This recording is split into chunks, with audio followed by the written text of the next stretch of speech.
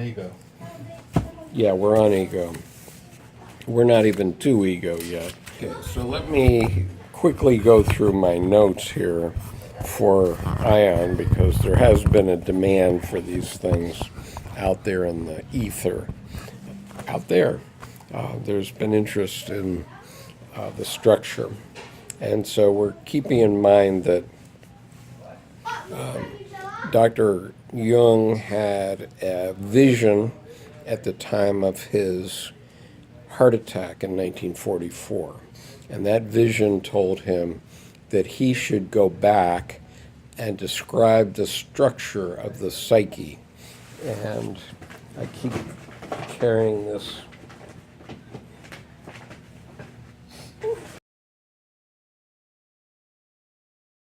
I keep carrying this diagram around, so I'll pull it out one more time.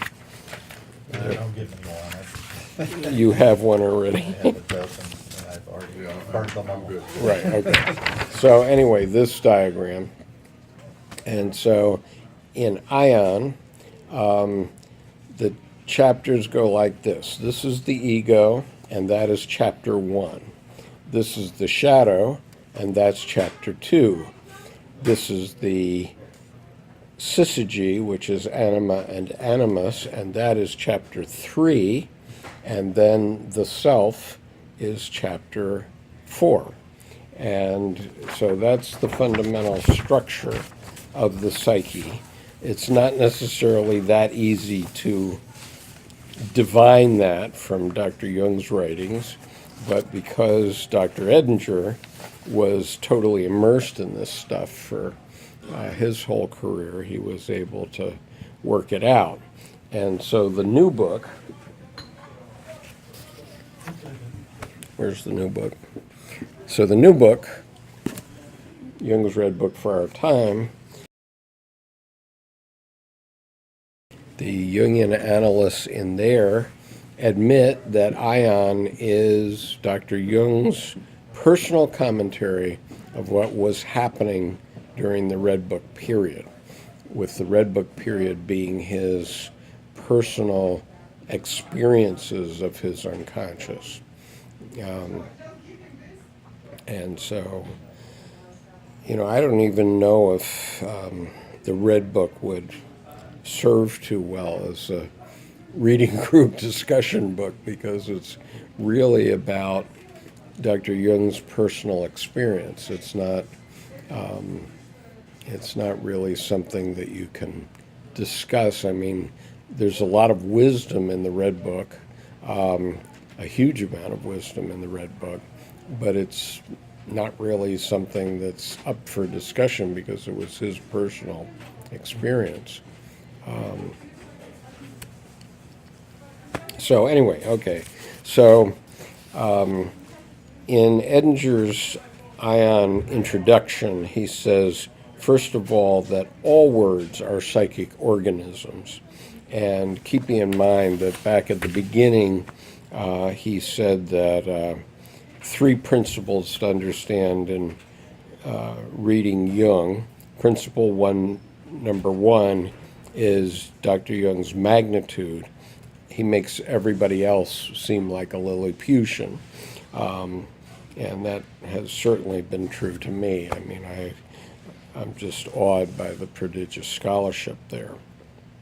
And principle number 2 is to understand the method, and the method is cluster thinking. In other words, he presents us with psychic facts rather than theories about the facts. And so that's why you have to read a page and a half to get a definition for individuation, because there's all these things that are hanging off the symbol of that word. And number 3 is the Fruitcake Principle, which is the richness of the psyche itself, and how in order to work through Dr. Jung's work, you can't just read it like a novel. You have to read it carefully and try to understand each sentence.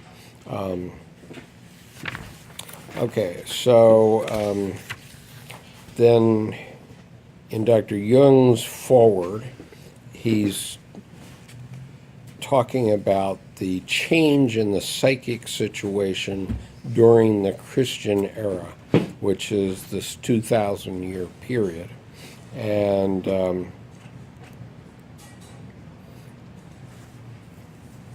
one of the things he was talking about was astrology and the fact that, you know, whatever the reality of astrology is, the Eros of it, I mean, not the logos of it, but the Eros of it, was that, you know, at 500 BC, there were 100 million human beings at that time.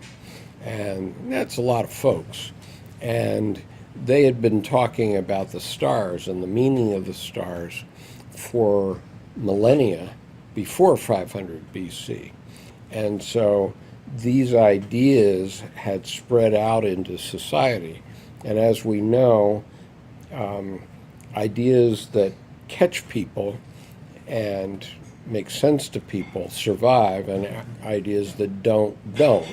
And so what happened in astrology was that ideas became stronger and stronger over the years, and leaving aside what the logos would say, what the rational mind would say about astrology, nonetheless, astrology was affecting the way people were thinking about things.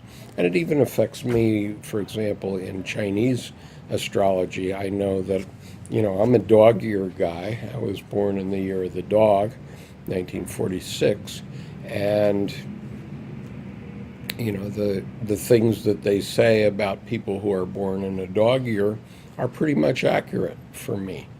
And I think Debbie feels that, you know, she was born in the year of the snake, and she's very comfortable with what they say about people that were born in the year of the snake. And among other things, it says that they're people of great beauties. Why argue with it? Yeah, right. Who's going to argue with that, right? But anyway, the 20th century apocalypse was heavily affected by astrology because the Nazi leadership was influenced by astrology, and they used it to convince the Norse. And I was recently reading that you know, the Romans didn't conquer north of the Alps. And so the Nordic attitudes about life survived right into the Enlightenment, and you know, the period of the so-called Enlightenment that the French were having. You know, they were still barbarians up there north of the Alps. And so they were quite different people than the Latins and the French and the British that were conquered by the Latins, by the Italians.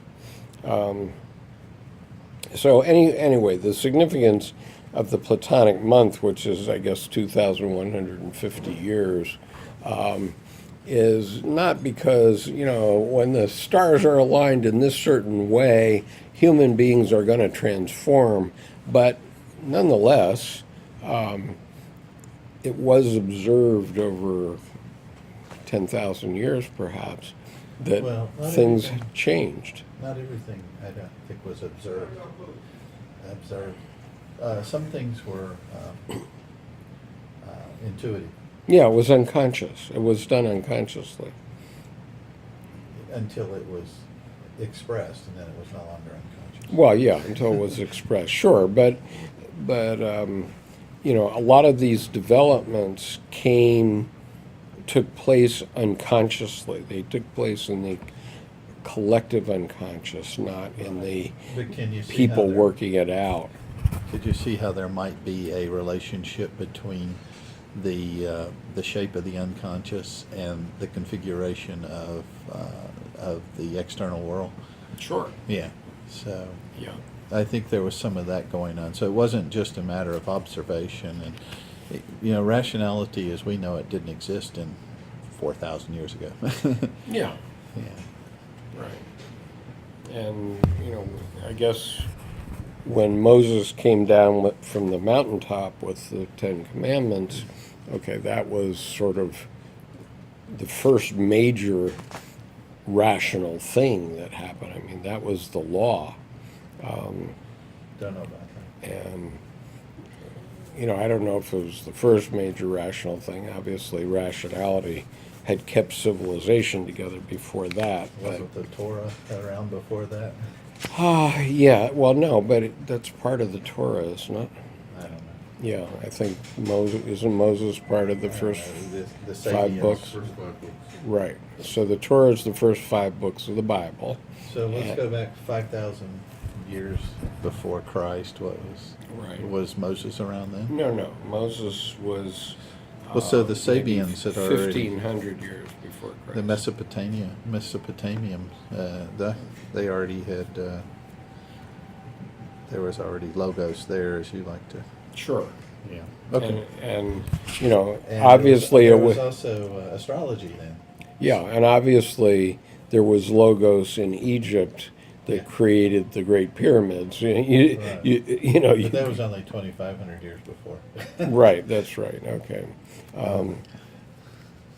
But, the Pharaonic age probably started 5,000 years BC.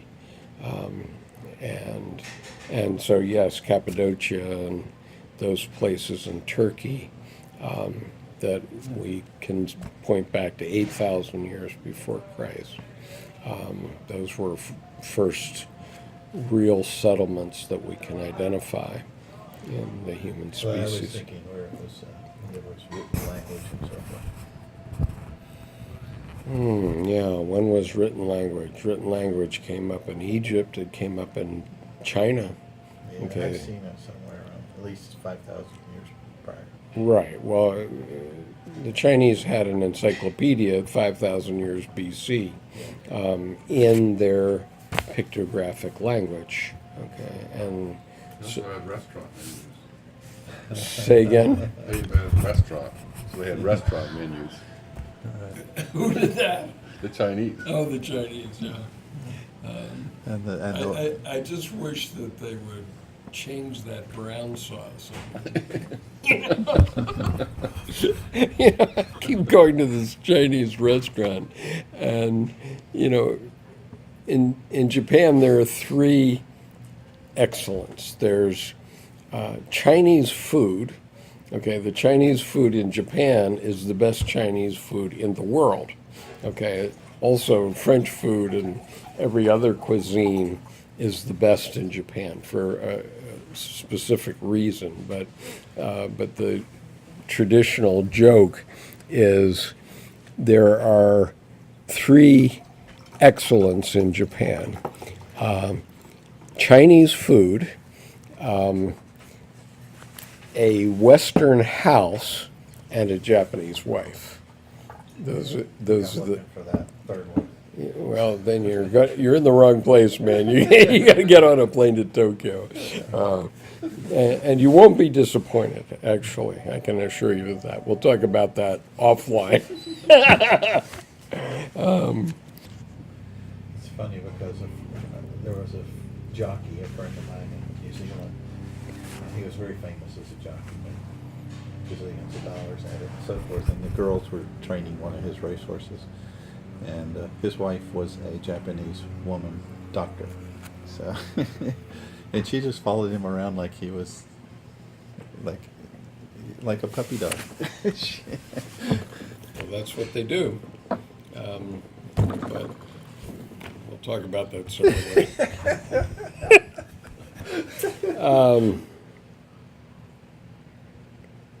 Let's see. Okay, so one of the things that Edinger points out is that Dr. Jung was writing in Aion for people of many different strata of consciousness. Okay, and so he wrote metaphorically, and if you weren't able to get it metaphorically, he said, yeah, okay, too bad, you don't get it. What else are you gonna do? Well, I mean, If you don't get it, you don't get it. yeah, you don't get it. And so,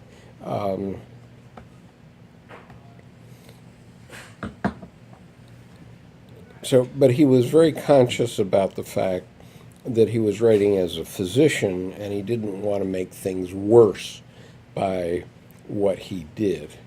And one of the things that we always have to remember in this group is that when you play around with these archetypal images, and including the tarot reading that we did earlier this evening,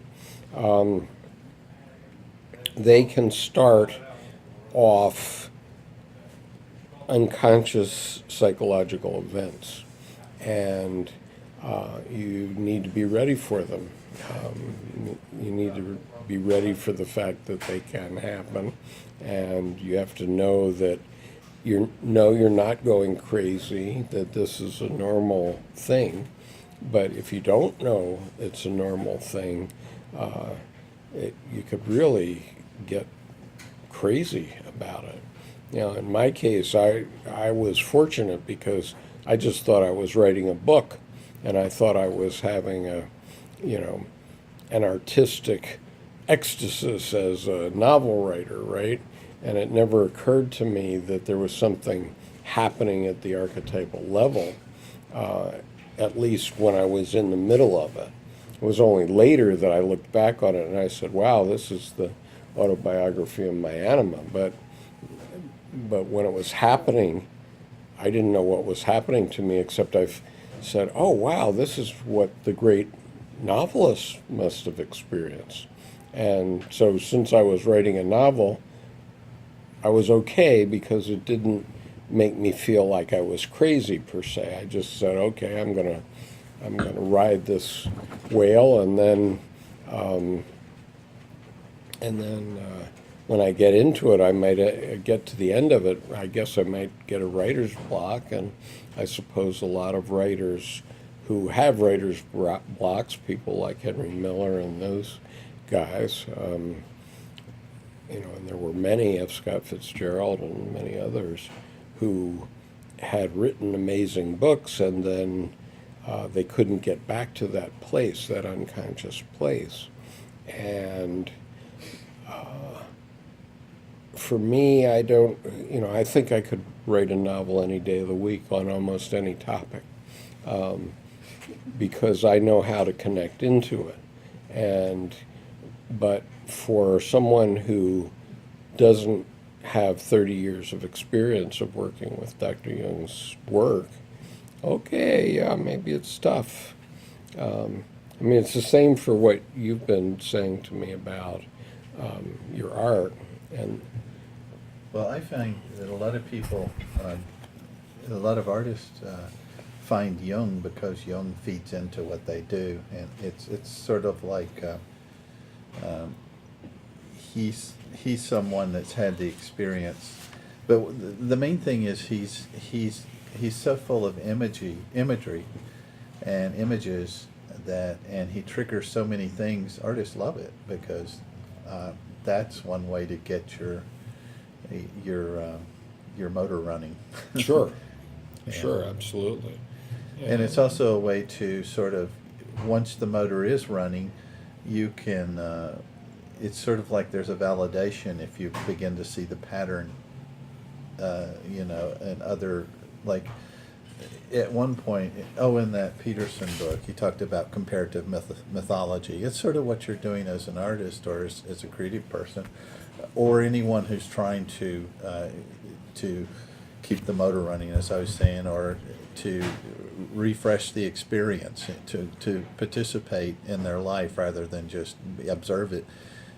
It's you find validation in the patterns that cut across the different mythologies, and that sort of feeds into it. And Right. So if you're producing something and you go, like, I didn't know that painting was about my marriage until it was done for days. I did the painting thinking it was a painting about Persephone, and I'm going, well, this doesn't make any sense. I just let it sit after I finished it.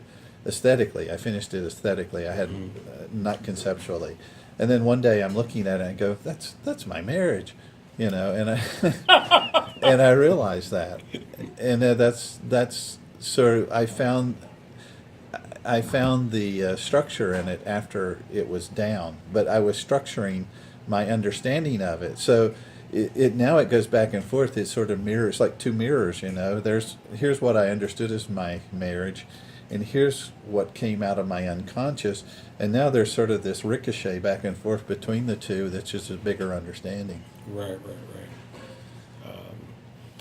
Okay, so the point is that we're all at different psychological levels, and this means can you handle this book?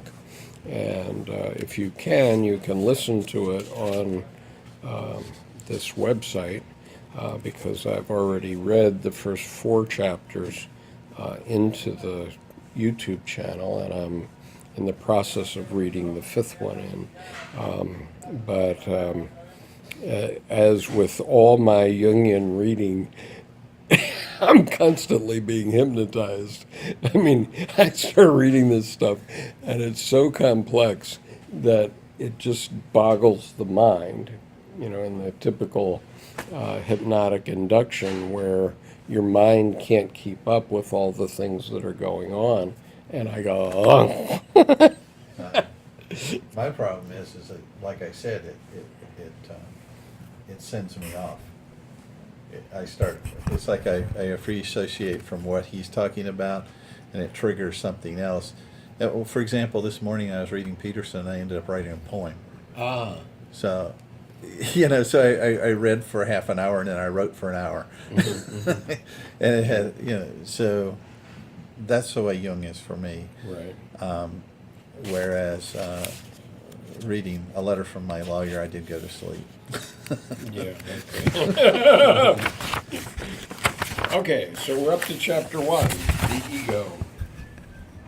Okay, so chapter 1, this paragraph 1, the ego is a superordinate concept. So it is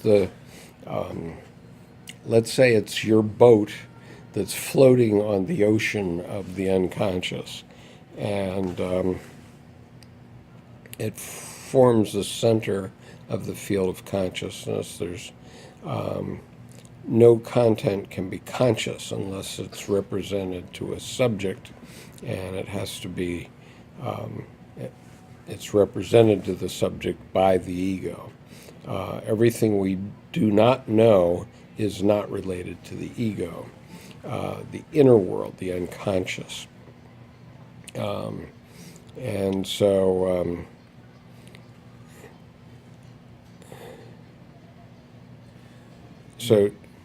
go ahead. Right there with the ego, you're already out of the experience. You got subject object. Mm-hmm. You know that when you're in the flow, Yeah. you are the object, you are the subject object, syzygy together. There's no separation.